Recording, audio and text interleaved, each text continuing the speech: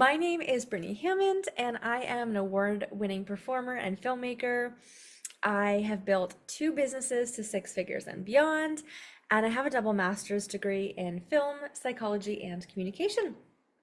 And I help spiritually aligned entrepreneurs elevate their voice, vision, and visibility so that they can amplify their most powerful expression while building a meaningful business and movement. And so my work really anchors around creative expression, soulful business, and spiritual expansion. And we are in the season of autumn, and I wanted to bring in some of the witch wound to this story training. So I'm kind of merging both today because the witch wound is something that when I started to unravel that and heal that, my business completely took off. Because so much of the witch wound is around, do you feel safe to be successful? Do you feel safe to be supported? Do you feel safe to make money? And even though we often think of the witch trials of Salem, there has been, a history of persecution against women and this mistrust and not feeling safe. And I think that when we're running online businesses, this comes up so much more often than we think. It's definitely conversations I have with my clients because, what happens when we go on social media? We're scrolling, we're sharing opinions, we're sharing our viewpoints. And if someone doesn't agree, what can happen? There can be a nasty comment that's left. There can be people that start, literal witch hunts who try to cancel you, right? And I think even to get to that point, like you've got to tap into your revolutionary message. If you're still playing it safe and you're not receiving any type of criticism, in my opinion, you have such a greater depth that you can explore in your business. So let's dive into what is the witch wound? This is how I define it. It is the trifecta of the fear of persecution for who you are, the fear of speaking your truth, and the fear of being paid abundantly for your creative, spiritual, and intellectual gifts. But it also is cancel culture, sisterhood wounds, community wounds, a feeling of unbelonging, this disconnect from your feminine wisdom, a disbelief in your gifts, talents, or abilities, especially if you're someone who considers themselves very, very intuitive. Maybe you use a lot of rituals in the way that you're processing and integrating the flow of life, like just through emotions, through day to day, or in the way that you're manifesting. Maybe you use a lot of somatic practices or other witchy practices, and you might have a beautiful gift in this, but you're afraid to really, really put it out there and own it. And yeah, basically the witch wound is this long-standing, it's like a psychic scar. It's this, even if we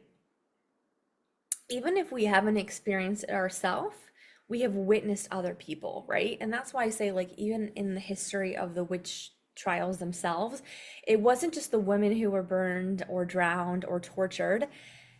It was how people around perceive that, right? And this is that long-standing side effect of this general mistrust in communal support and mistrust in women, which again, if you're running an online business and you're building community and you're leading a movement, this comes up. And especially, to quote Joan of Arc, she allegedly had said when she was leading the charge, I am not afraid, for I was born for this. And if you know that you were born to make a bigger impact and really lead a movement, like you really have this bigger vision, you almost have to accept the fear and all the backlash and everything that's going to come with it, because it's never going to be the easy path. It's never going to be a walk in the park. You're never going to have everyone that's just going to agree with you. And that's why I love really channeling the energies of historical cultural figures, because they also blazed the trail for us and showed us the level of conviction and resilience required. So here are signs that you may carry a witch wound. And oh my God, it's so funny. I keep like itching my nose, and I'm pretty sure this is what is that movie Bewitched with, I think it's Nicole Kidman. And she's like itching her nose. Oh my God, you guys, that is so wild. I'm like, why is my nose suddenly? My gosh. Okay. I don't like to say that you have a witch wound. I think it's something that you can carry. But just because you carry it, like I'm carrying this pen, like you can put it down. You can transcend, you can release. Okay? So don't think that if you identify with one of these things, it's like a death sentence. You can alchemize and move through things. So here are a couple of the key cornerstone signs of carrying a witch wound. The first one, this is the biggest, the fear of being powerful or shining in your full light, that your success somehow triggers people. This is a big one, especially for anyone here who ever experienced any type of bullying in school, or even if you've worked in corporate or job, that feeling of like, what if I'm too smart? What if I'm too good? What if I like that tall poppy syndrome, right? That somehow your success is going to bug or trigger other people and make them uncomfortable. And so it's like, I think also just sometimes it can be really, it's almost acceptable for women to be little and quiet and meek and shy and pleasant, right? A woman who, y'all, my nose, this is crazy.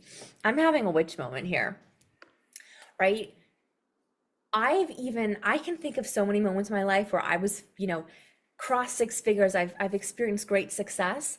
And there was like this, oh my gosh, if I am too powerful, I'm gonna be knocked off my pedestal, right? Someone's gonna come and get me.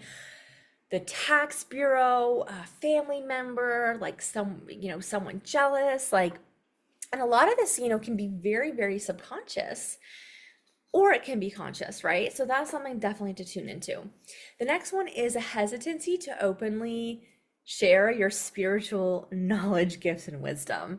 I was actually just talking about this with my coach because I was like, well, I'm super witchy, but I'm not the type of person who's like gonna sprinkle cinnamon at my door to ward off evil spirits. Like, I do have practices and rituals, but I was like, wait a sec, I don't even talk about them that much. And I was realizing, like, wait, why am I not talking about it as enough?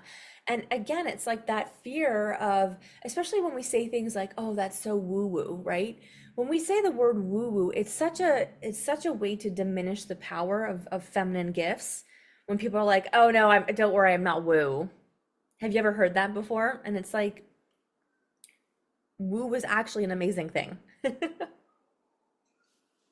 next one is having past life memories of persecution or some type of connection with certain historical events. So it could be the witch trials, it could be something else. I know I've heard people, like, if you have a phobia of water, or maybe the smell of smoke or fire can bring something up in you, like a past life memory. Those are always little good indications. I know for me, I definitely have something with not so much fire, like being burnt at the stake, but I definitely have this thing where I'm always unplugging things because I'm fearing fire. So it's always really interesting to notice where those things come into play. The next one is not trusting your intuition or inner guidance system. So you're outsourcing your power to a higher, like, not necessarily higher, but something else, someone else. And that was such a big thing in the witch trials, right? Because, and I know we're not going to go into a history lesson today, but one of the things was that women, we all have access to divine knowledge, to the collective. And when it came to the witch trials, they put the priest, they put the middleman right in between. You could only access God, source, universe through a male figure, through a priest.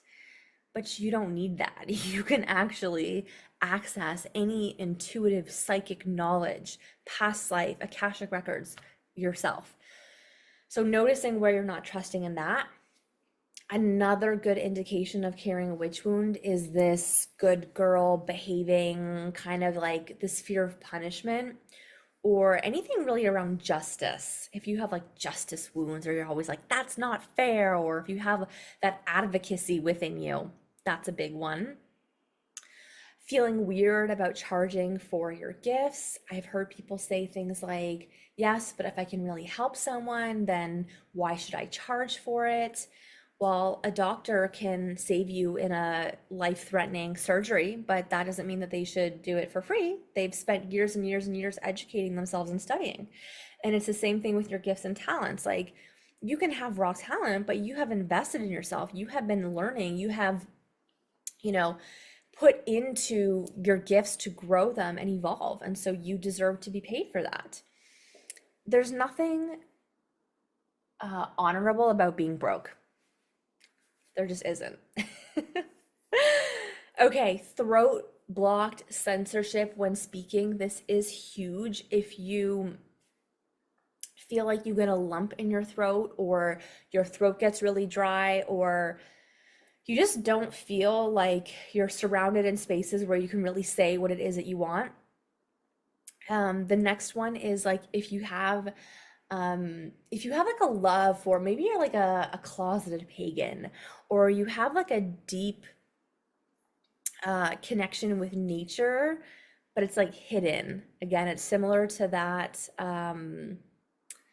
Wait, did I say this? Oh my God, I'm having a deja vu. Yeah, similar to hiding your spiritual gifts, not wanting to talk openly about them. And then the last one is mistrust with authority, systems, or structures. And again, this is so deeply rooted in a lot of the, and again, we're not going into history lesson of the witch trials here, but the war of religion. And so many women who come into my space and we're working through the witch wound have church wounds as well. They have maybe grown up in an oppressive environment where belief systems were imposed on them.